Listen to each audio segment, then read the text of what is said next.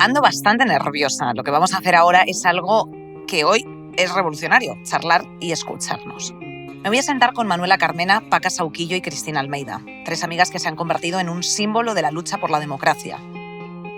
Hablaremos del pasado, pero también de hoy. De cómo la vivienda es un sueño imposible, la sanidad pública se pone en cuestión y la polarización política es nuestro día a día. Nuestras abogadas ya me advirtieron de que los avances sociales son frágiles y que si nos despistamos podemos retroceder. Por eso quiero presentarles a quienes son su relevo generacional. La mesa está puesta, que no falte su mantelazo, un poco de café y un buen bizcocho. Qué emocionante es esto. 2 generaciones juntas haciendo un ejercicio de memoria y mirando al futuro.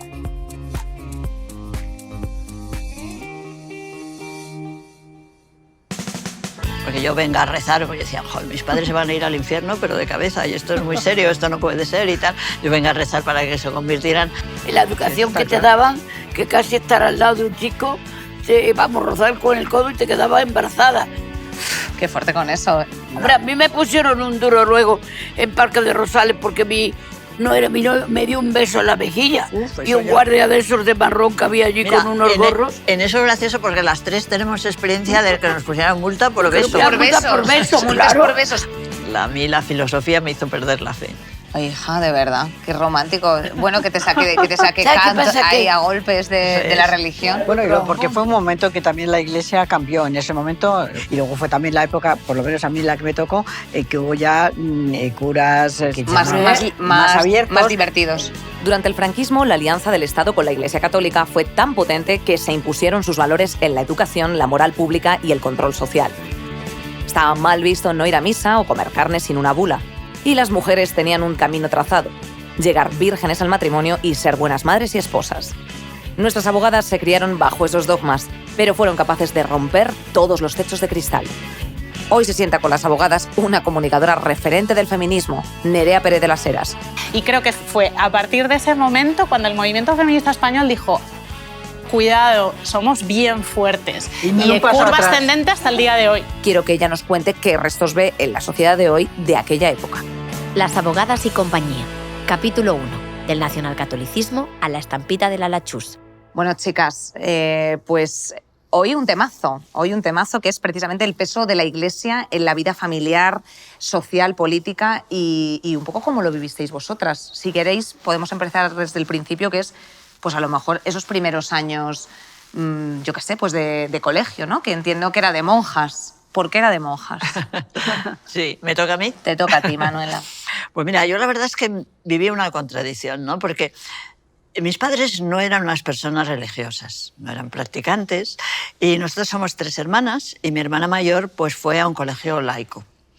Pero yo creo que mis padres, cuando vieron por dónde iba la dictadura, por dónde iban, pues pensaron, bueno, a las 2 pequeñas mejor las vamos a llevar a las monjas. Y entonces pues decidieron buscar un colegio de monjas, pero querían que fuera pues por lo menos un poquito así francés y tal. Bueno, conclusión, que claro, yo en el colegio de monjas tenía un contacto, las monjas hablaban mucho de religión, de moral y cosas de estas que yo en mi casa no veía. Por ejemplo, en mi casa no se rezaba nunca, ni el rosario, ni nada. Mis padres no iban a misa y yo, pues claro, fíjate, eso es un shock, ¿no? ¿Tú compartías o tú mantenías un poco en secreto que tu familia pues era más... Hombre, bueno, yo no practicante. No lo contaba mucho, porque en el colegio pues decían, a ver, ¿cuántos no sé qué habéis rezado el rosario los padres y tal? Y, en fin, yo sabía que en mi casa no se rezaba el rosario, ¿no? Y bueno, estabas ahí un poco. Y luego pues muchas cosas, claro, yo tenía que ir por mí como muy independiente, ¿no? Pero bueno, yo creo que eso me vino bien y luego me hizo tener mucha seguridad en mí misma. Porque yo venga a rezar, porque decían, joder, mis padres se van a ir al infierno, pero de cabeza, y esto es muy serio, esto no puede ser y tal. Yo venga a rezar para que se convirtieran. Y eso fue así hasta que un día, bueno, mi madre, que era una persona que le gustaba mucho leer y tal, pues leyó un libro en el que el filósofo García Morente contaba su conversión y a ella la influyó muchísimo y entonces ella empezó a ser un poquito más religiosa y tal y empieza a cambiar. Eso me hizo ser, bueno, como pensar que era muy poderosa, que podía conseguir muchas cosas. Sí. Cristina, ¿cómo era la educación religiosa? Pues bueno, yo entré a los 3 años en un colegio de monjas, salí a los 17 del mismo colegio, de 16, del mismo colegio de monjas para ir a la universidad. Por lo tanto, me ha dado tiempo a pasar por bastantes años en el colegio. Mi familia pues iba a misa los domingos y mi padre pues disimulaba que iba a misa, pero luego se salía y yo creo que se iba por ahí. Y nunca hemos rezado el rosario en casa, pero sí éramos una familia católica. Y yo, como tenía ese profundo sentimiento, me costó muchísimo renunciar a los que me habían educado. A los domingos era obligatorio ir a misa, y yo decía, si no iba, ¿qué me va a pasar? Porque decía que te podía pasar algo, que te iba a morir, y había unas novelas de Célicer que yo leía, La vida sana la encuentra, y la leía en alto en la clase de costura, porque hablaba mucho, y entonces, para que no hablara en la clase de costura, me ponían a leer. Y entonces leía con tanto sentimiento que todas las niñas lloraban. Y decía, pero no hagas ese sentimiento porque manchan las costuras. Y entonces el colegio para mí no era una educación religiosa, sectaria y tal. Qué fuerte con eso. Paca, ¿en tu caso también tenías una familia que Pues mira, no era practicante? No, yo creo que mi madre era muy religiosa, pero no era beata, o sea, lo que se entiende por beata, pero sí era muy religiosa. Y mi padre, pues no le tengo muy claro que fuese tan religioso. Pero yo, antes de llegar al colegio, que por supuesto fui a un colegio de monjas, recuerdo de pequeña, porque hasta los 9 años viví en Ceuta, y me acuerdo perfectamente de cómo llegaban los misioneros en el barco de la Paloma, que ya no existe, atravesaban el estrecho de Gibraltar y llegaban a Ceuta a conquistar. Y me acuerdo perfectamente cómo llegaban los misioneros, toda la ciudad salía a recibir a los misioneros, se hacía una semana totalmente de los misioneros, o sea, las 4 iglesias que había allí y que siguen existiendo, pues había actividades y tal. Eso lo recuerdo perfectamente, que me impresiona, porque ver cómo llegaban allí, pues eso, a conquistar. Ceuta en aquella época, estamos hablando de los años 50 hasta el año 52, que yo vine a Madrid, pues prácticamente era la ciudad parada por el tema religioso. Y eso a mí la verdad es que me tengo bastante impresión. Mira, pues una mujer que precisamente habla mucho de cómo las mujeres de hoy hemos soltado los yugos de una moral conservadora que culpabiliza un poco nuestras relaciones y nuestras decisiones, es mi amiga y periodista feminista la mejor, sencillamente. O sea, es que son muchas cosas. Es historiadora del arte. Claro, es que es mi amiga, sencillamente. Ella es Nerea Pérez de las Heras. Me encanta estar con vosotras, es súper emocionante escucharos y conecto con un montón de cosas que estáis hablando de la idea de Dios, porque en mi casa mis padres eran ateos. Mi padre quizá un poco menos, pero mi madre completamente familia republicana y tal. Y aún así, en una España muy diferente a la que vosotras vivisteis, hay algo en el tuétano de España respecto de la religión y respecto de la culpa, que yo no sé si está heredado o qué, pero a mí, que tengo 40 y pocos, todavía me resuena. De hecho, mis padres, cuando me dijeron, te toca hacer la comunión, ellos me bautizaron, ¿quieres hacer la comunión? Te damos a elegir a ti. Si decides sí hacer la comunión, a partir de ahora tienes que ser cristiana, significa que te comes el cuerpo de Cristo y que por lo tanto te comprometes con los valores cristianos.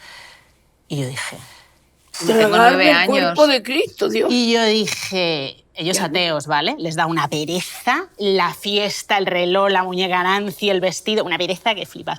Y yo pensaba, con lo que yo miento, con los pensamientos que yo tengo, con lo...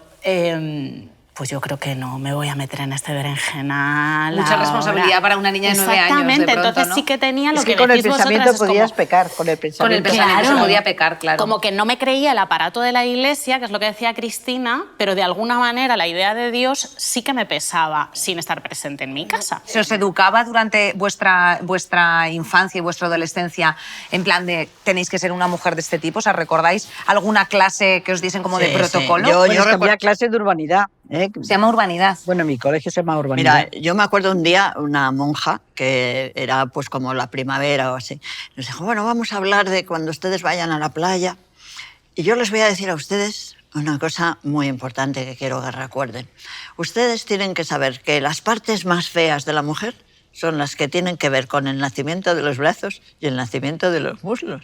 Yo creo que nos quedamos ahí todas como diciendo, ¿pero qué dicen, no? Entonces decían, lleven ustedes un traje de baño con falda.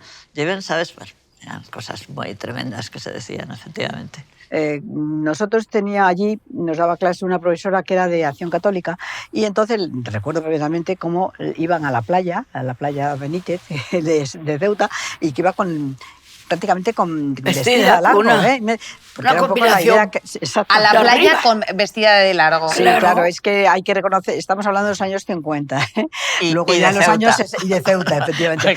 Bueno, y los 50 de aquí también, en la playa. Bueno, iban de largo las de Acción Católica, porque no podían enseñar nada, ¿no? Y también recuerdo cómo efectivamente mi madre se ponía, ahora yo creo que no existen, pero entonces sí, existían lo que se llamaban los hábitos.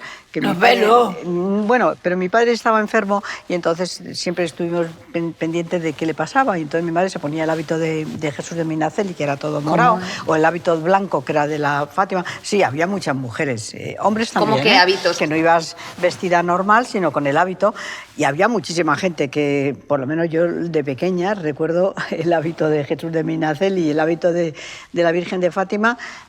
Habría otros, pero estos son los que yo recuerdo, que había bastante gente. Bueno, era pues como una especie de sacrificio para que se curara la persona que tú querías y tal. Paquita, perdona que te interrumpa, es que lo del hábito tiene mucha cosa. Yo estoy alucinando, claro. En el fondo el sacrificio era que porque ibas una facha vestida. Claro, o sea, no ibas vestida bien, normal, claro, ibas vestida porque entre tu madre... que ibas vestida fatal, quieres decir. Claro, no, ibas con un hábito. O sea, ibas como pero el hábito era como un sayón así, y luego llevaba un cordón, sí, ¿no? Un cordón dorado. Sí, claro. Era un sacrificio Y gordo. los hombres iban con una camisa morada y un cordón dorado. Sí, eso ahora yo no sé. Y como, por ejemplo, os indicaban o os sugerían que teníais que tener comportamiento con los varones. Bueno, hombre, Yo en eso ni se hablaba. Yo en eso que te quiero decir ni se hablaba absolutamente nada. Yo creo que ni se hablaba, ¿no? Era pecaminoso solo hablar de eso, pero... De todas maneras, enfrente de mi colegio había un colegio de chicos, y cuando había las ferias del colegio, pues las monjas siempre tenían que dejar pasar a los chicos, porque si no, no había gracia. Siempre pasaban los maristas, que eran los de enfrente.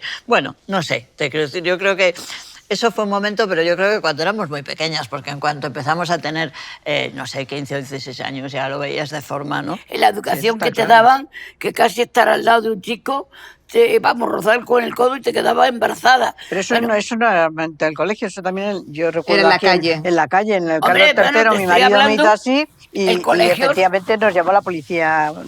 Hombre, a mí me pusieron un duro luego en Parque de Rosales porque mi novio me dio un beso en la mejilla. Y un guardia de esos de marrón que había allí. Mira, con unos gorros. En eso es gracioso porque las tres tenemos experiencia de que nos pusieran multa por besos. Por besos, multas claro. por besos. Pero estaban haciendo cruising o que, No, que os pillasen así. No, si estábamos allí sentados y me lo dio aquí, no me dio un A mí ni morreo. siquiera el beso, porque me llevaba así. Y yo dije, ¿ves tú cómo es malo esto? Le decía yo a mi novio. Si esto es malo, si esto es que mira, Esto es por haberme pecado. dado un beso. Y vosotras os llegasteis No, a creer en algún momento que... Nos reíamos, nos parecía una idiotez. Ah, vale. A nosotros nos parecía una tontería. Hombre, decir, claro. no, Sí, pero todo ni esto caso. que yo, por ejemplo, te he contado de mi niñez, yo no lo vivía negativamente. O sea, que yo no he vivido negativamente. Yo he sido feliz Dentro en mi de- infancia, claro, dentro de dentro- todo ese tinglao. Hombre, yo también. Eso me hizo de alguna manera, pues no sé, creo que ser valiente, ¿no? Porque de entrada, un día cuando descubrí que para poder comer carne los viernes había que tener una cosa que se llamaba la bula. Yo no sabía lo que era, pero ¿Te pagabas? en mi casa no había nada de eso, ¿no? Y entonces yo tuve que ir un día, siendo muy pequeña, a hablar con el cura y decirle, mira, es que mis padres no tienen bula y todos los viernes yo tenía bocadillo de chorizo de merendar y no sabía qué hacer, ¿no? Y entonces el cura me dijo, bueno, pues si me das una peseta, a ti sola te doy Qué la barata bula te salió y la tal. bula. Y tuve que meter la bula, me daba vergüenza que la vieran mis padres y la tuve que meter en un libro. Y ya Yo una me vez que acuerdo. tuve la bula, ya bocadillo de chorizo sin problemas. Pues yo me acuerdo del Viernes Santo, que entonces era obligatorio el ayuno. Y entonces nos llevaban en Badajoz a ver al Porrina y al Farina cantar saetas en dos hoteles que habían uno enfrente de otro. Y así pasaban hasta las 12 de la noche. Y a las 12 de la noche que se terminaba el ayuno, se ponían todos mis tíos con unas mesas llenas de cosas, de carne, de tal, se ponían ciegos. Y yo decía, vaya ayuno que hacen estos y tal. Eso Pues no lo Cristina, recuerdo. no se podía tomar carne el Viernes Santo por mucho que pagarais bula. El No, Viernes no, Santo pero era... perdona, pero al revés, pero a las 12 de la noche terminaba el ayuno. ¿Y la Semana Santa cómo se vivía? Pues un rollo, porque era una cosa, en principio, de que quitaban en la radio todos los Bueno, y programas. quitaban por ejemplo, Y no ya en mandaban a poner películas había religiosas. películas nada más que películas religiosas, ya eso ya en los Y años no había ni teatro 60. ni cosas Oye, de esas. fijaos ¿no? lo que estáis diciendo, que es el ocio. Claro, a mí me parece que el nacionalcatolicismo, si algo tiene, es que se instaura pues con En el todo. régimen en absolutamente todo. ¿Cómo Sí, era el sí. ocio? ¿Cómo era el ocio en el nacionalcatolicismo? O sea, cómo se vivía, por Lo ejemplo, en las inventaba. artes escénicas, las canciones, Bueno, es que la había, radio. es que había censura, o sea, también. Censura Y además directamente. leías en los periódicos la película, sí, La calificación. la calificación que tenía, o sea, había calificaciones que Claro, estaban y en el claro que no colegio La podías te de decían- 3R, Claro. que son 3 con reparo, y PR. las 4 gravemente peligrosas. Esa no y se yo podía buscaba ser. todas las 4 a ver qué era. Y Decía, mira, estas son peligrosas. ¿Y cuáles eran las consideradas peligrosas? ¿De qué Por la que trataban? se le veía una, No sé, nada. bueno, por ejemplo, no yo, se veía pero nada. eso ya a finales de los 60 y 70 casi estaba prohibido, por ejemplo, no sé, películas Pero, que luego han sido- perdona, Tarzán era un 3R. A ver, Sí, porque porque Tarzán iba ahí estaba muy en- con la braguita solo. estaba muy en pelotas y era gravemente, en fin, Sí, con sí. reparos. A Tarzán era fuerte, ¿eh? Fuertecilla. Era fuerte. Y, por ejemplo, ¿y que se veía en la televisión entonces? Claro, todo... Que no había tele, Martínez, no había Soria, tele, no méteme había al tele. jardín. Estoy obsesionada con la televisión. Es que Ahora- no había tele. Cine de barrio. Sí, Cine de las barrio películas ahora. que ponen cine de barrio, Sí, algunas pues son las que eran había las en que se aquellos veían tiempos. entonces. Pero- Algunas, no todas, ¿eh? Pero Bueno, fundamentalmente yo me eran acuerdo... fantásticas. Había películas que ellos las dejaban pasar por la censura y en el fondo eran una crítica social tremenda, ¿no? Sí, hubo Donde- empezó a hacer cine protesta. En el fondo eran cine que al final era cine protesta, diríamos, y crítica. Bueno, yo lo que sí, ya en la universidad participé mucho en el cine En los club, en cineforum. donde efectivamente películas que estaban prohibidas aquí, pues las veíamos en el Instituto Italiano, en yo me Zorrilla, que apunté. era una cosa de los jesuitas, y nos ponían películas y las comentábamos. Pero eso ya fue en Sí, en fíjate, la en época de la eso universidad. mis monjas eran modernas porque pusieron el Cineforum en el colegio. Vale. Sí, entonces... ¿Y qué películas os ponían? Pues mira, nos pusieron una de que era, no sé, una de un, no me acuerdo, pero una de un chico de Raval, una de Francisco Raval, buenísima, que es un niño que se educa en Rusia y tiene que venir aquí a matar a su padre. Sí, sí, una cosa tremenda de esa. Bueno, había ¿no? el Marcelino Panivino, por ejemplo, pues esa sí También, la sí. podíamos ver. Y Coloma- la verdad es y que era una Coloma- película muy Marisol. buena, ¿eh? O sea, yo el otro día Y la vi. Marisol. La revisitaste y La dijiste, revisité y anda, dije, pues mira. Era interesante verla. Muy bonita, era muy bonita, me gustaba muchísimo. Había películas Yo con interesantes. Marcelino pero- lloré. Mira, pues mi amiga y periodista Nerea Pérez de las Heras recientemente hizo un artículo que me pareció muy interesante para los 100 años de la SER, Sí. de Elena Francis. Ah, sí. Y esta figura, pues es una figura que no sé si todo el mundo que nos esté escuchando o viendo tiene familiarizada. Elena Francis, ¿quién era, Nerea? Uf, cuéntanoslo, pero Uf, yo esto la es tengo clarísimamente. Elena Súper Francis. fascinante. Mi madre es de vuestra generación y ella, de hecho, o sea, en mi casa sí que casi más mi padre que mi madre hablaba de la figura de Elena Francis, que yo recientemente me he interesado por ella haciendo este artículo para el centenario de la SER, porque se encontraron, creo que fue en 2005, un montón de cartas en una masía Claro. abandonadas. Elena Francis. Un millón Sí, de sí, cartas. Que tenía miles. Y era un pero personaje déjame- masculino, ¿no? Es una estrategia publicitaria que empieza con el Instituto Francis para vender, que esto tiene mucho paralelismo con lo que pasa ahora con las redes sociales, para vender Productos, depilaciones, ¿no? Sí. cremas, productos. Claro. Entonces se hace un consultorio en principio en Era la radio. influencer. En influencer, y detrás había al principio mujeres, que siempre se ha dicho. Elena Francis era un hombre, porque Soto Viñolo dijo que él No, no. hacia los años más, o sea, hacia el final de la etapa de Elena Francis, que es los 80, había hecho los guiones. Sí que había hombres, lo que había era un adoctrinamiento franquista y de acción católica clarísimo, ¿no? Pero ellas no lo eran. Pero ellas no ¿Qué eran, va? o sea, ellas, las contestadoras eran... Que creo que no hay que quitarle agencia tampoco a las franquistas, porque aquella señora que dirigía el Instituto Francis era una señora, y era una señora con una convicción fascista muy profunda, como lo era Pilar Primo de Rivera, ¿no? de la sección femenina, y querían disciplinar a las mujeres, en principio, para vender cremas, y luego dijeron, ahí va, que es que esto crea una que nos escuchan, entonces... Claro, esto lo poníamos vamos- la radio, en las casas poníamos la radio cuando Y Elena empezaba el Francis. programa de Elena Francis. O Y, sea, por ejemplo, ¿cómo era un programa de Elena Francis? bueno, Mira, pues mandaba Elena- la gente, mandaba cartas a Elena Cartas Francis, como una- bueno, pues diciéndole por los problemas personales que tenía, pues he tenido tal discusión con mi suegra o con... Y entonces Elena, ¿qué hago? Y entonces Elena Francis la contestaba a esta señora, pero todo el mundo le escuchábamos aquello. Había consultas, por lo que he leído, hay un libro muy bueno que se llama Las cartas de Elena Francis, que ha recopilado todas estas cartas encontradas, sobre todo el público, las mujeres que escribían eran mujeres obreras, emigradas de Andalucía, de Murcia o de Extremadura a Pero Barcelona, separaban las casas, o sea, a escuchar. yo recuerdo que separaban las casas a escuchar a Elena Francis. No sé, a mí me gustaba mucho Amarrosa. Amarrosa, también. Amarrosa se Sí, llamaba. Amarrosa Ay, qué era una divertido. novela. Una era novela, una en la serie radio. También. No era para que lo escucháramos las niñas, pero yo estaba estudiando, pero ponía la oreja.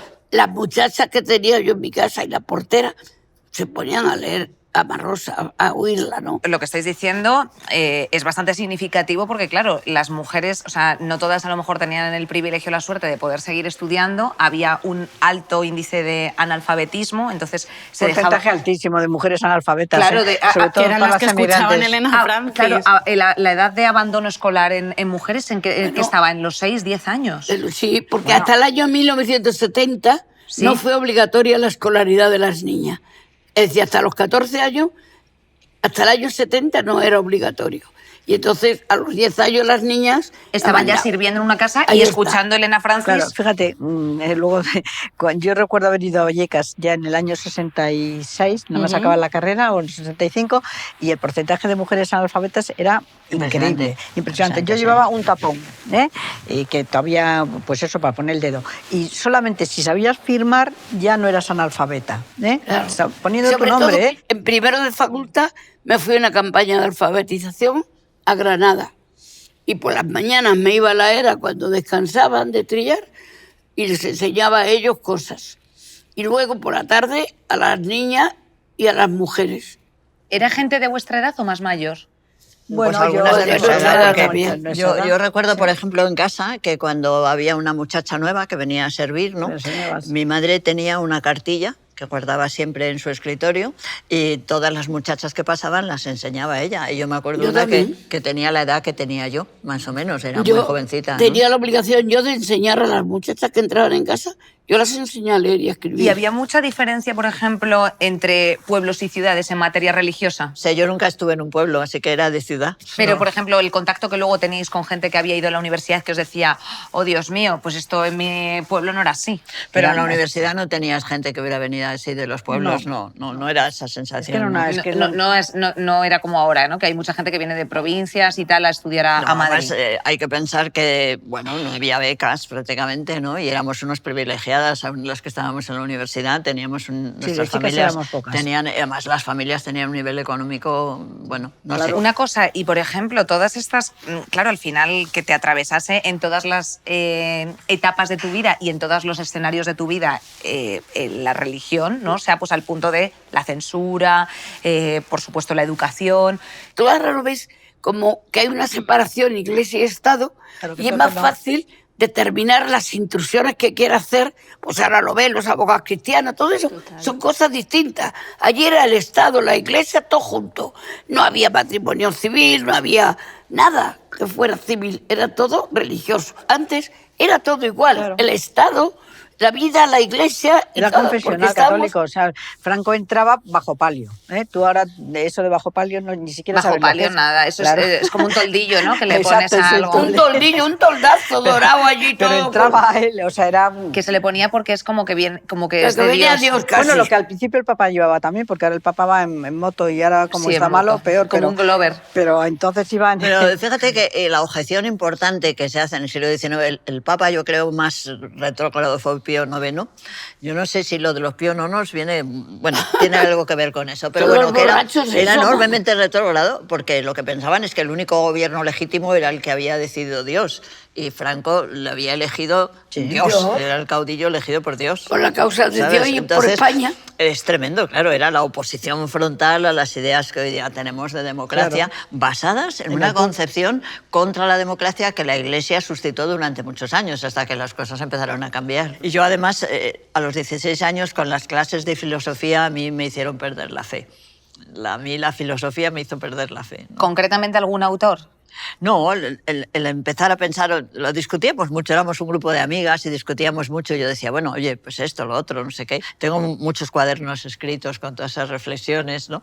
Hasta que llega un momento en que te das cuenta que has dejado de creer. Ay, hija, de verdad, qué romántico. Bueno, que te saque ¿Sabes qué Kant pasa? ahí Que- a golpes de la religión.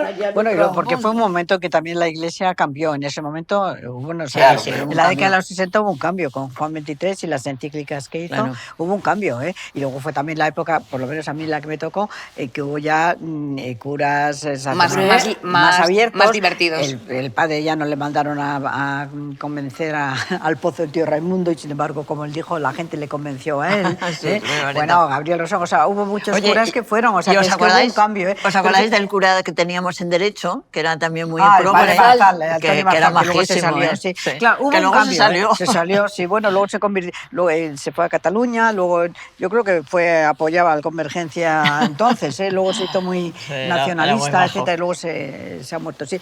Hubo un cambio en esos años importantes. O sea, ya en la década de los 70, o sea, yo recuerdo en el Pozo del Tío Raimundo, en lo que era la iglesia del Padre Llano, pues uno que era comunista y que se estaba muriendo, y dijo, por si acaso, o sea que estaba tan metido el tema religioso en nuestra sociedad, y ya te digo que estamos hablando de los años 70 ya, o sea que ya un cambio radical, y me acuerdo que el hombre, por si acaso, pues le dieron la extrema opción, por si acaso había algo más, ¿entiendes? O sea que, aunque él fuese comunista, o sea que ha estado muy intronizada Pues yo sí, el pero tema religioso. es que no he tenido conciencia de pecado.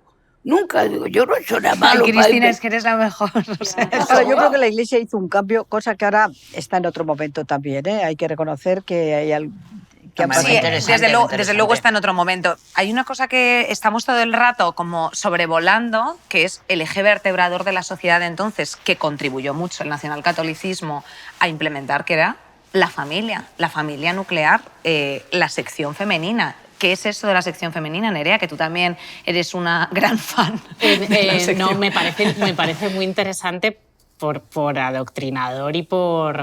O sea, me parece muy interesante saber, porque bueno, era la parte falangista, lo pueden explicar ellas mejor que yo, para que las mujeres supieran de labores del hogar, de higiene, de cómo tenían que comportarse Bueno, con y los el servicio maridos. social. El servicio social ¿Y esta figura aparecía de pronto por arte de magia o iba al colegio? No, como... no iba, no, como era obligatorio.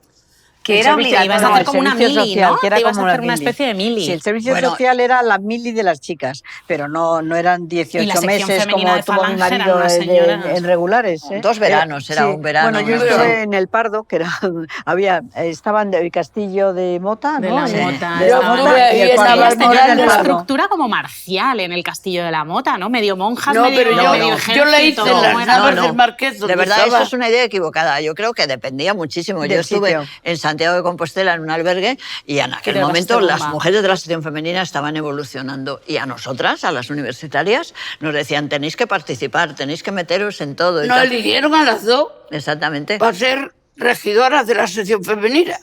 Y entonces nos dan una charla y empezamos a preguntarles cosas y ya nos dijeron, mira, no hemos pensado que no podéis ser regidoras de la sección ¿Por qué? Porque femenina. se estaba viendo Fíjate, ya... este No, grupo no, de la que- sección sí. femenina también hicieron lo que fueron coros y danzas, o sea, montaron todo el Sí, tinglao. sí, sí, Yo sí. te iba a Coros y preguntar, que iba danzas, recogiendo folclore por folclore, toda España, y lo llevaban fuera Oye. de España, o sea, bueno, fue el Instituto de Cultura Hispánica, me parece que se llamaba, la que lanzaron a estas mujeres a ir por todos sitios. La verdad es que sí que tuvieron la parte positiva de recuperar danzas que efectivamente de diferentes sitios. O sea, España. ¿qué más cosas se hacían en la sección femenina? Aparte de cantar y bailar... Enseñarte a coser, cocinar. También Enseñar- te enseñaban a cocinar. O sea, yo por lo menos en el Pardo, yo aprendí cocina, hacían clases de cocina, gimnasia y ¿Y te coser. daban algunas nociones de cosas que ellos querían...? Hombre, claro. Sí, Hombre, claro, yo creo que el servicio social universitario era más elevado, ¿no? Porque nosotros teníamos clases de política y discutíamos mucho. No, Pero era un dependía modelo... de las señoras que hubiera Sí,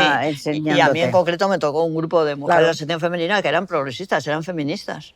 Y había de todo, ¿eh? Porque como Sí. hemos conocido y había mujeres Majas. allí pues que también se preocupaban de la situación de la mujer. Sí, yo creo que además yo me hay un imagino la hay un fuerza. cambio importantísimo que hay que recordarlo, que es en 1961, cuando precisamente la sección femenina es la que plantea la primera ley de los derechos profesionales, laborales y 60. políticos de la mujer, ¿no? Fue un cambio 61. radical que nadie lo entiende. Cuando ahora se estudian los regímenes autárquicos y fascistas, fue una cosa muy sorprendente que de pronto España diera un cambio Y fue un cambio, claro, Sobre todo una nosotros cosa, porque ese día las mujeres era obligatorio dejar el trabajo cuando se casaban, y en esa ley no. Empieza que no es obligatorio, pero luego ponen la dote por matrimonio, y luego ya quita.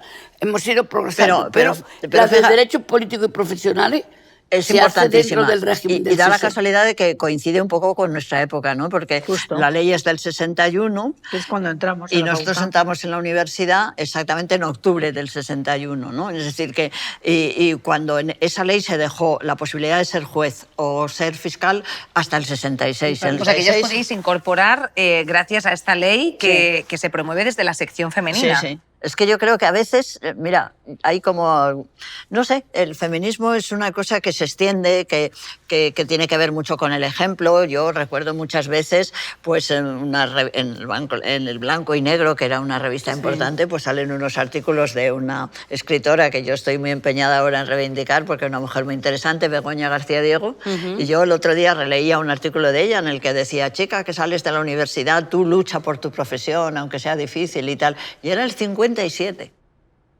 Es decir, que las cosas son complejas, no es tan sencillo.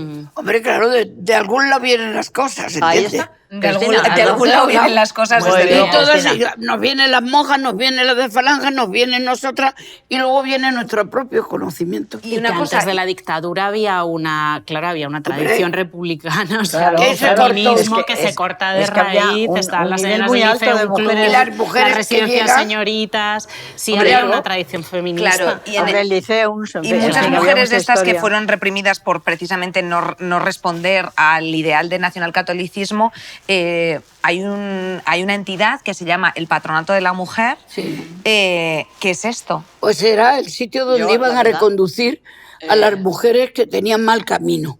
Entonces, ¿Qué era el mal camino, pues Cristina? que sabían quedar embarazadas, que saben cuáles, las encerraban allí, ¿entiendes? Entonces, Pero yo creo que eso es dentro de una tradición además histórica, ¿no? Porque no fue una creación, sino una tradición histórica un poco de la manera con la que se trataba a las prostitutas, a las madres solteras, A las etcétera, lesbianas. que viene de antiguo. Bueno, que eso no creo...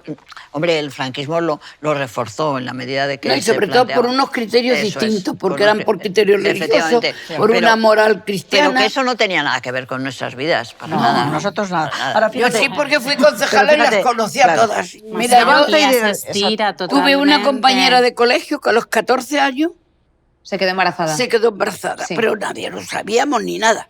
Se la llevaron, se la trajeron aquí a Madrid durante un año. Cuando tuvo el hijo, casi no lo pudo ni ver y se lo dieron, se lo quitaron. Y ella llegó allí y tal. Y a mí me llamó cuando ella tenía 40 años, ya casada y con 2 hijos, a decir que no se le había pasado en la cabeza la idea de que su hijo pensara que ella lo había abandonado. Y me vino a pedir ayuda para buscarlo. Y lo encontramos. Y lo habían dado a unos de la base americana. Y habían ido ya a Los Ángeles. Y ella se fue a Los Ángeles. Ya y yo no fui con ella. Y a Los Ángeles habló con el hijo. Digo, mira, no te vengo a decir nada. Más que sepa que a mí no me dejaron ni verte. Que yo nunca te he abandonado. Que me han quitado de las manos a mi hijo. Una cosa, una historia tremenda. Y le dijo, tú tienes libertad para hacer lo que quieras. Ahí están tus padres que te han cuidado, pero que sepa que yo no te he abandonado nunca, y si algún día quieres conocer a los otros hermanos, allí los tienes en Badajoz. pues es verdad que no es la misma historia, yo creo, la de los años 50, en donde pues chicas descarriadas, como las llamaban, pues tuvieran un hijo y entonces... Pero yo ya recuerdo fíjate, casi en el 78, o sea, que fue cuando nació mi hijo, yo me acuerdo que como yo tardaba en tener hijos, pues me acuerdo perfectamente, la estoy viendo de una compañera que era abogada que me dijo, bueno, pues tú quieres tener un hijo y no lo tienes, pues yo te digo dónde puedes tenerlo, ¿eh? O sea, que hasta el año 78... No públicamente en muchos sitios, pero en algún sitio, efectivamente, conversación habitual. podía salir, entrar en un hospital, como me dijo ella, y salir con un niño. O sea, yo creo que efectivamente había una idea de que la madre, lo fundamental era tener hijos, ¿no? Y Lo fundamental. Claro, el matrimonio estaba hecho para eso. estaba mal visto. No, efectivamente, pues una madre soltera pues tenía Claro. unas posibilidades súper limitadas, Claro. porque no había una estructura pensada para que pudiera haber una mujer sola con hijos, esa es la Efectivamente. verdad, ¿no? O sola sin hijos, ¿eh? o Eso. sola No, sin pero hijos, mira, ¿no? el Pero- problema es que aquí, que es una cosa fundamental, aquí no había nada que permitiera separarse. El Bueno, ese es matrimonio otro tema, era obligatorio, canónico. Los fines del matrimonio era, primero, tener hijos y segundo, ya divertirse si quieres un poco, ¿entiendes? Entonces, la obligatoriedad era tener hijos. Y eso, no tener hijos, era ya un problema, que siempre lo vivíamos las mujeres. Luego se ha dado cuenta Que que había muchos casos cantidad era de por culpa hombres de él también, estériles que no ligaban nada y, sin embargo, nosotros estábamos ahí haciéndonos de todo y ellos nunca iban. Y ahora ya se está planteando de otra manera. Luego, no había separación ni divorcio.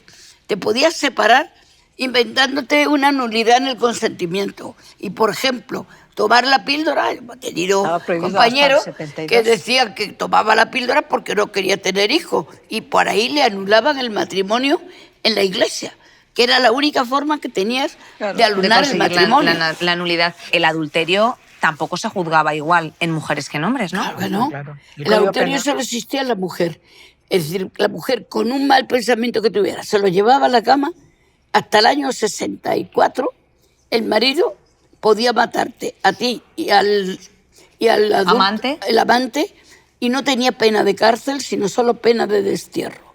Hombre, Y, hay... y para los Perdona. hombres existía el amancebamiento, Claro. que le acusaban no por tener malos pensamientos, que decía que bien y llevárselos a la cama, que decían que bien se le da a las mujeres a Pepe, pero cuando tenía una, o te la metía en casa o le ponía un piso en la Plaza Mayor, ostentosamente, pues le condenaban por amancebamiento, por tener manceba en casa.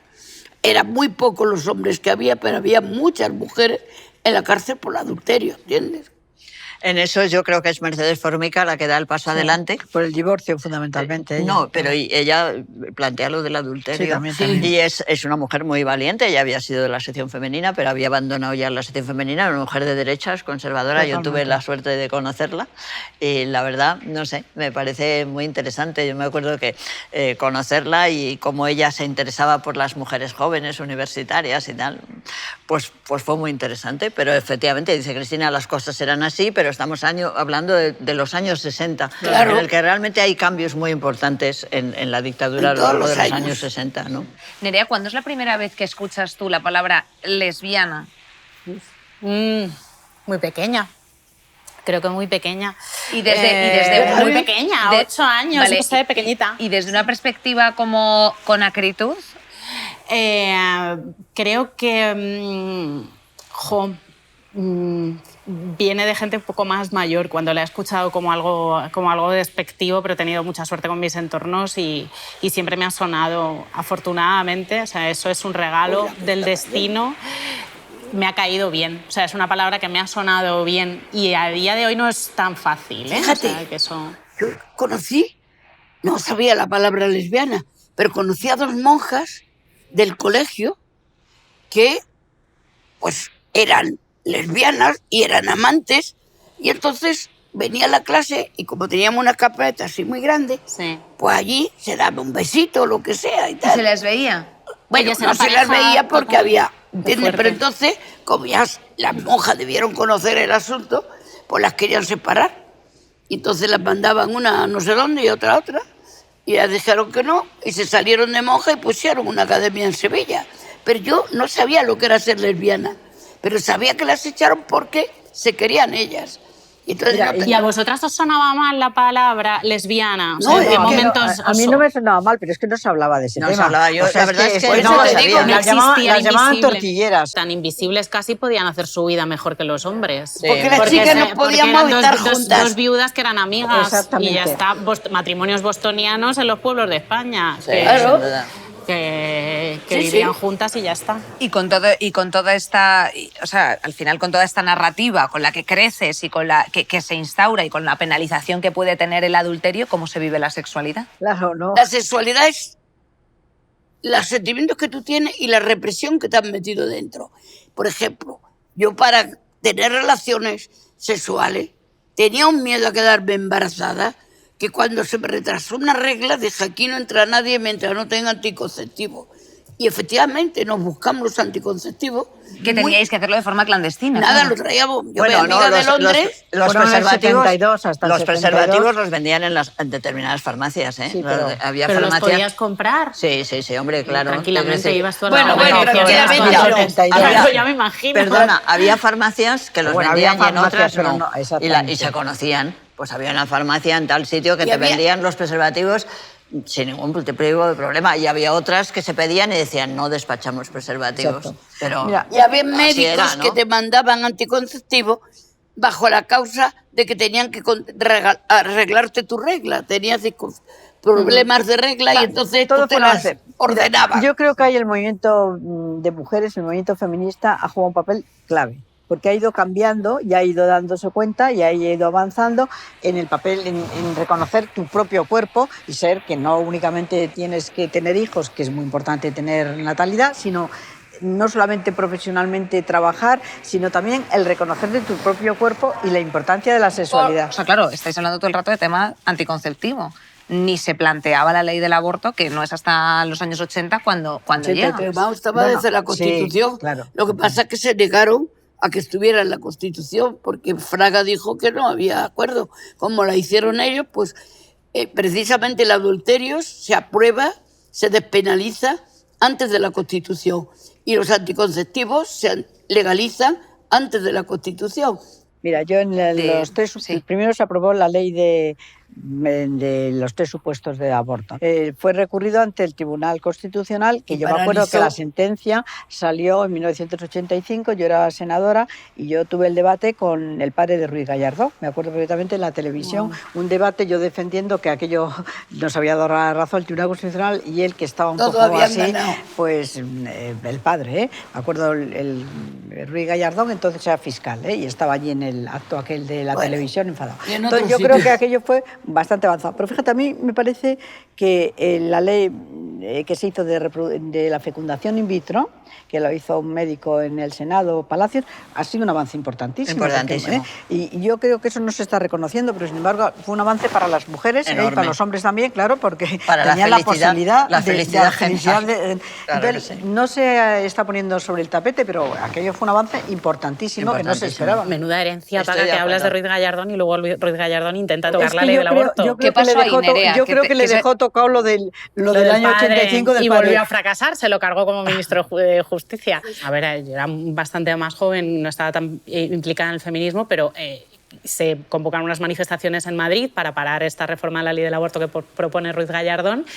Y es el famoso tren de la libertad, ¿no? Sí, Que llega, sí. que Atocha se colapsa y que el movimiento feminista español, que estaba, bueno, que estaba latente, que estaba presente, pero que creo que no había sacado músculo tan a lo bestia, y ahí nos miramos y nos reconocemos. Y se Vinieron todo muchísimas de mujeres una manera asturianas. multitudinaria. Entonces, mira, se me, Claro, se me las ponen los pelos de comadres- punta de Las acordarme. comadres de oro empiezan ahí. De acordarme de Atocha colapsada y de decir, bueno, vendremos, seremos, habrá muchas, esto se parará.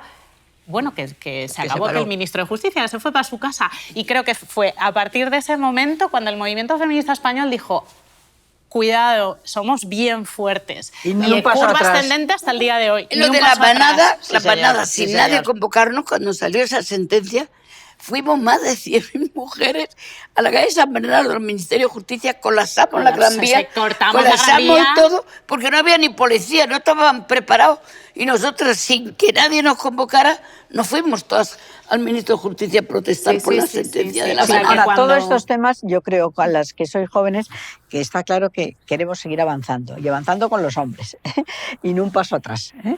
Porque a mí me parece que eso Pero, es ojo, que es cuando posible, vienen porque las hay países que reacciones- pueden volverse para atrás, Sí, se está viendo. guapa. Y lo estamos viendo, que cuando Y vienen aquí- las reacciones fuertes, o sea, cuando hay un caso de la manada, cuando hay un intentar tocar la ley del aborto, cuando hay un hito, ahora que se habla tanto de la división, que yo creo que realmente es discusión y consenso, Disentimientos, disentimiento Nosotros- que cabe en cualquier movimiento político, mucho más en uno tan vivo como el feminismo, en el momento en el que tenemos que estar juntas lo estamos. Y no hay más que ver lo que hemos vivido y los hitos y lo que Sí, habéis el vivido. Jenny Pero, y Hermoso. fíjate, Que es, pero no, fíjate mira, que hay aquí vamos todas a una. pequeñas cosas que yo creo que no hay que olvidar, que cuando hay esa sentencia horrible de la manada, la revoca el Tribunal Supremo. Claro. Es decir, que a veces hay una Sí, que la primera justicia- impresión y después esa primera impresión demuestra que hay Que se capacidad para poner las cosas en su sitio. Si y la hay que justicia tener esa está para esperanza, eso. ¿no? Y yo tengo un sentido profundo de la justicia, creo en el Estado de Derecho y creo en la división de poderes. Pero hoy está la justicia haciendo la política. De verdad, y está haciendo política los tribunales. Bueno, pero ese es otro tema. Eso es otro tema, pero es otro pero tema. te digo pero para- por poner un punto final respecto de los organismos y respecto de lo que se interviene en los organismos, no quería yo irme sin que hiciésemos una pequeña mención al tema de abogados cristianos. No sé si sabéis lo que pasó con Lala Chus en Nochevieja. Es la persona que da, la mujer que da junto con David Broncano las campanadas Sí, en sí, televisión sí, lo española. conocemos. Claro, lo visteis y hace ahí, pues saca, pues en su, evidentemente, marco de comedia, pues la estampita de la vaca del Grand Prix y bueno, pues abogados cristianos, hace un mundo de todo esto. ¿Quiénes son esta gente? ¿Qué es lo que están buscando? Pues mira, yo no lo sé porque yo vi perfectamente las campanadas, las iba viendo de televisión en televisión, pero ese lo vi perfectamente. Y yo no lo di importancia para nada. O sea, le he dado importancia cuando los abogados cristianos, bueno, lo he dado importancia. Me he enterado cuando los abogados cristianos. Bueno, yo lo que creo es que es un poco de los guerrilleros de Cristo Rey. O sea, utilizando lo que significa la religión, bueno, pues quieren ser ellos los que tienen que explicar cómo es la verdadera religión. Y entonces ellos están en contra, pues en este caso de ella, pero de otros muchos. Los locos que dicen que si el llevar la Agenda 2030 es satánica. Bueno, ¿por qué usan la palabra satánica? Porque lo peor es Satán, ¿no? Bueno, Claro. pues, o sea, que yo creo que lo que pretenden es demostrar que ellos... ¿Cuál es la verdadera religión? ¿Y cuáles son los que tienen los principios? Los vigilantes de la pureza. Antes no había que tener vigilante porque toda la sociedad vigilaba. Como ahora la sociedad es libre, pues ellos tienen que tener su reducto de vigilar la pureza de la religión. Y al revés, es la agresión que hacen a todos los demás, a la libertad que se tiene hoy de tener unas cuestiones religiosas y a la libertad religiosa. Y echan de No menos- la han entendido y echan de menos. Echan de menos la confusión entre Iglesia y Estado, la boca agua. Pero es con una ese señor con utilización la- de la absolutamente religión. táctica de la religión, ¿no? Sí, Porque sí. evidentemente el movimiento, que a mí no me gusta llamar liberal ni neoliberal, sino libertario de Estados Unidos, es decir, no tienen ninguna consideración respecto a la religión, les da igual, pero la utilizan, claro que sí. Cuando ves al señor Musk cada día con un niño diferente Y de con los una cruz de tropecientos que cuaresma tiene, Con ¿no? aquí. una cruz de ceniza Bueno, en la vale, frente, pero eso no tremendo. es, vamos, lo Sí, más... es un uso del símbolo, pero Totalmente. lejos del Bueno, sentimiento. pero a O nosotras las- nunca nos han hecho una cruz así de grande. Nada, a nada. mí me han dado una de ceriza, te hacía Bueno, una lo que, cosa así. desde Te mi lo punto de preguntaban. vista, es una utilización absolutamente Claro. tácita Religiosos. porque saben que pueden concitar apoyos en personas que tienen unas estructuras de mucha dependencia religiosa, pero nada más, porque el movimiento que ahora mismo nos preocupa, que yo creo que es la extrema derecha que se está extendiendo en el mundo, no tiene ninguna raíz confesional. Lo que pasa es que la utiliza tácticamente, ¿no? Como anzuelo Claro, atractivo de claro, sin seducción. duda. En eso estamos de Sí. acuerdo, Una ¿no? cosa, en toda esta trayectoria de lo que hemos hablado desde que vosotras os metéis en ese colegio de monjas hasta la actualidad, que desde luego la implicación de la Iglesia en la vida de la gente ha cambiado mucho, ¿crees que cada vez hay más desarraigo, cada vez está más disuelta la Iglesia Católica, en España por lo menos? Es verdad que la gente joven cada vez pasa más del tema religioso, aunque crea personalmente y tenga su propia religión o creencia, pues yo creo que no hay efectivamente el reconocimiento del tema religioso. Pasan un poco por ello, yo creo que sí que es verdad. Quizá la Iglesia jugó un papel muy importante en un momento concreto de recuperar la lucha contra la pobreza, etcétera, y ahora sigue habiendo ese movimiento, porque yo creo que la gente de Cáritas está haciendo un buen papel, trabajando en el tercer sector, bueno, y son organizaciones religiosas, pero en general ha cambiado la estructura. Yo creo que es más individual la situación personal religiosa de cada uno de los jóvenes que lo que era antes, que era más colectivo. Hombre, yo creo que estamos en un momento en que todo lo que era el protocolo religioso está disminuyendo muchísimo, el número de bodas religiosas ahora ha disminuido muchísimo y las bodas civiles pues van ganando terreno y van adquiriendo nuevos protocolos brillantes y seductores, ¿no? Yo, mientras que estuve en el ayuntamiento, me esforcé muchísimo en que pudieran hacerse unos matrimonios preciosos en las salas más bonitas. Algunos se hicieron además en el propio parque, en el parque de la ciudad del Berro, en el Parque del Berro, ¿no? Bueno, y también, bueno, en el Retiro empezó a haber unas bodas preciosas con música, con todas las posibilidades, y yo creo que ese es el camino, claro que sí, pero que ya lo vamos logrando, ¿eh?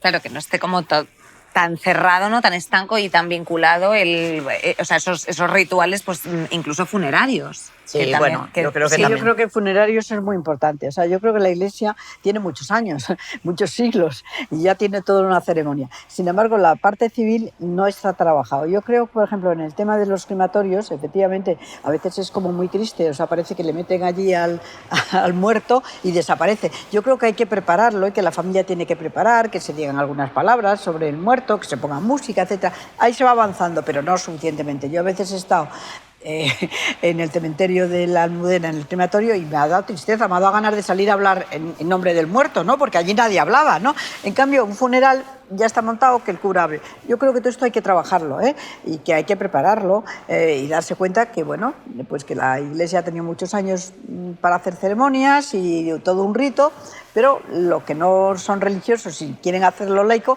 también hay que hacer un rito, porque es importante también. Yo creo que hay que avanzar. Sí, yo creo que ¿Sabes? por lo menos en los tanatorios civiles ya se permite Se la empieza, posibilidad sí. de hacer, en lugar de funerales, salas en donde se habla de la persona que se ha ido. incluso en la y tal. propia iglesia, Claro, incluso en la ya. iglesia Sí. por ejemplo, en el de La Paz hay una iglesia, o también Sí. el de la Almudena, que Que se permite las doble función, ¿no? Pero La hay que función hacerlo, hay que religiosa y la prepararlo. función Yo lo- puramente civil. Mira, cuando me casé la segunda vez me casó Manuela. En el juzgado, ¿te acuerdas? Sí, Y leyó muy un bien. poema muy bonito, ¿cómo se llama? No me acuerdo. El Gibrail, el del matrimonio. No me acuerdo cuál Bueno, es. uno muy bonito que decía que no, Ah, sí, el de Jalí Gibran. que nos Jalí casábamos, Gibran. dice, pero no estés nunca con mi madre, ¿no? Y dice, hay 4 columnas, pues que cada uno una columna. Si hay que beber, cada uno tener vuestra copa, todas esas cosas para decir Sí, eso que era muy tengamos bonito. nuestro espacio, muy bonito. Y mi madre decía, ¿pero has visto lo que ha dicho Manola? Que no nos juntemos. Digo, mamá, ¿pero qué te crees que lo ha dicho? Pues porque eso Así es lo dura. que queremos nosotros, Así dura. que sea el matrimonio. Entonces, bueno, pero en Déjale esa hablar. generación, la idea de que ya la gente casi no se casa es que cada vez se hacen más comuniones. Y las comuniones se han convertido casi en bodas. Y te hacen la confirmación y hacen otras tal, porque ya no se sabe si se van a casar, si se van a juntar, si se van a hacer lo que sea.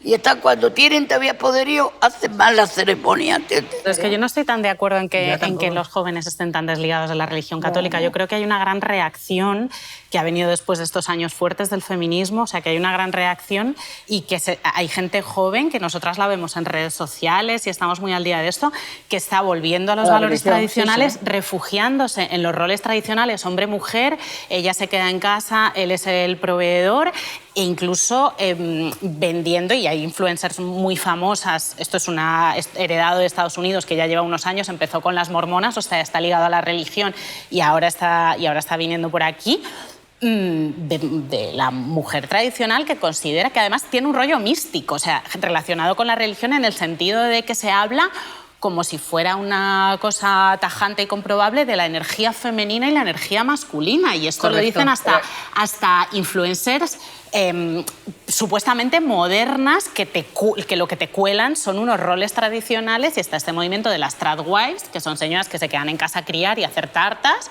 que es algo de lo más lícito, pero que hacen propaganda de ello, como naturalizándolo, volviendo a esos años en los que este era tu rol preestablecido, porque tu naturaleza femenina y tu energía femenina va por ahí, mientras que la de tu marido es la de cazador, proveedor, energía activa. Energía activa, es que todo esto yo no solamente se lo he oído a chicas en internet muy jóvenes que están relacionadas directamente con la derecha y la ultraderecha, se lo he oído a hippies. O sea, se lo he oído a tías que tienen una imagen que puede pasar Bueno, por más pero moderna, y eso me Mira, preocupa un montón. yo creo que ahí hubo un libro que todas recordamos, es La mística de la feminidad. De Betty Friedan, de Betty Friedan, que efectivamente. ella analiza perfectísimamente ese fenómeno. Entonces, como es un fenómeno muy profundo, pues puede volver a surgir en determinados La momentos. reacción va por ahí. Claro. O sea, la Las reacción cosas- va por vender un estado de orden ficticio de las cosas. Relativamente, es decir, sigue siendo minoritario. Y yo creo que está siendo utilizado, desde luego, desde las estructuras de la extrema derecha. Pero espontáneamente no es general. Te quiero decir, la mística de la feminidad en este momento no es general. No es general, pero el apoyo de los hombres jóvenes a la Claro, ultraderecha pero es que sí yo lo creo es. que Hay una corriente propagandística Pero en las redes estamos sociales hablando, que va por ahí. estamos Claro, hablando de la ultraderecha Claro. y de la utilización de la ultraderecha de estos elementos pero que mira, está bastante, o sea, es un elemento propagandístico Nerea, lo de pero- los roles de género. Pero es que yo creo que ahí nosotros tenemos que intentar que la percepción, porque yo creo que eso no se da en las chicas, se da más en los chicos jóvenes. Entonces yo creo que la percepción de los jóvenes de que efectivamente nosotras se hemos pasa, avanzado colega. mucho, les hemos ganado terreno y hemos cambiado, esa percepción que tienen de que les queremos dejar marginados es la que yo creo que tenemos que trabajar el feminismo, porque el feminismo es igualdad y no es discriminación. Tampoco podemos que ellos Pero, tengan pues- la percepción de discriminación, que no es real, pero la tienen. Entonces eso es lo que yo creo que hay que trabajar de Y alguna ahora forma. está surgiendo la idea del hombre apoquinado, que le hemos robado todo su protagonismo, todas sus cosas y que ya no mandan nada. Pero ¿sabes, Paca, Pero por eso qué? es minoritario. ¿Por qué existe esta idea de que el Porque, feminismo claro. les ha arrinconado? Porque hay algunos políticos Sí. y hay algunos movimientos políticos y hay algunos movimientos incluso financieros, hay algunos Sí, estafadores, hay algunos pseudogurús Que les a los que les interesa. conviene Claro, mucho totalmente. que los chicos piensen así. No, Vais a y si el perdonar. día del feminismo hay uno que dice que para él la imagen perfecta es su abuela y su madre, pues hay Efectivamente. que decirle, oiga, tu abuela y tu madre, ¿qué quieren? ¿La pata quebrada ahí en casa? No, Claro. nosotras queremos seguir avanzando con En pie vosotros. de igualdad, exactamente. Pero vamos a ver, yo creo que lo que no nos podemos engañar es que el feminismo significa que hay que cambiar la sociedad. Claro. Es decir, porque que hay partimos que de una cambiarlos a sociedad ellos. en la que tenía les da un una pereza que se predominio el hombre y que lo ha dejado de Claro, tener. Entonces, exactamente. esa realidad es lo que hace, y yo estoy de acuerdo absolutamente con Paquita, que nos tenemos que centrar en eso, mucho, en trabajar con los hombres. En la igualdad. Sí, en una igualdad que nos obliga a reformar las cuando estructuras dicen sociales, alguno, ¿no? Yo creo que hemos hecho mucha pedagogía, Claro, Vuestra pero hay mucha generación pedagogía. hemos Sí, hecho mucha sí, pero ahora hay que pedagogía. hacerla, Mancha. vosotros La tenéis hemos que hecho hacerla mal. con los Yo jóvenes. creo que la hemos mucha hecho mal a veces. pedagogía. La hemos hecho muchas veces mal. Pero el A lo otro mejor ha día caído que en casa- en le saco dieron el roto. premio a Luis García Montero y dijo, hace muchos años, me dijo Cristina Almeida, dice, no pedimos que seáis feministas, con que no seáis machistas ya tenéis bastante. Jo, qué fácil lo tienen siempre, ¿verdad? No, pero Que ahora pudiera. es necesario cambiarlo. Chicas, pues oye, ha sido un gustazo escucharos. Muchísimas gracias. Gracias, Nerea, por haberte venido. Gracias, mi niña, ha sido un gusto escucharos, qué lujazo. de Qué verdad. lujazo. Y nada, nos vemos en el próximo episodio, queridas. Bueno, y a seguir con estas meriendas. Que Y a están muy seguir. bien. Hombre, claro, que te gusta a ti una galleta de Una lotus. meriendita. Venga. Ay, que sí. Puntual cumplidora del tercer mandamiento. Las Abogadas y Compañía es un programa original de RTV Play en colaboración con The Voice Village. Las protagonistas son Manuela Carmena, Cristina Almeida y Paca Sauquillo, y la presentadora es Inés Hernán. En este capítulo hemos contado con la presencia especial de Nerea Pérez de las Heras. Las directoras y guionistas son Sara Cuesta y Conchi Cejudo. El director ejecutivo es Ricardo Villa. Alberto Fernández es el director de RTV Play y Eugenio Saavedra y Dani Seseña son los productores ejecutivos de RTVE. La directora de producción es Carmen Tabernero. El productor técnico en el rodaje, Juan Miguel Fernández. En la producción de RTV Play han estado Renata de las Heras y Fuen Ruiz. Durante la grabación de estos episodios hemos contado con el asesoramiento de Jesús Duba y con la asistencia en producción de Leire Rodrigo y Sofía Zurdo. El director artístico es Iván Abel García, el director de fotografía, Adrián de las Heras. El diseño de cabecera es de Marcos Núñez y el coordinador de postproducción es Juan Miguel Fernández. Como operadores de cámara hemos contado con Adrián de las Heras, Marcos Núñez, Álvaro Limiñana, Miguel López y David Marcos. El sonido directo lo ha hecho Jessica Heredia, la edición es de Marcos Núñez y Alejandra Martínez, la postproducción de sonido de Pablo de Diego, el maquillaje de Mar Albaladejo y Marta Fernández. Nuestro agradecimiento especial a Iloema.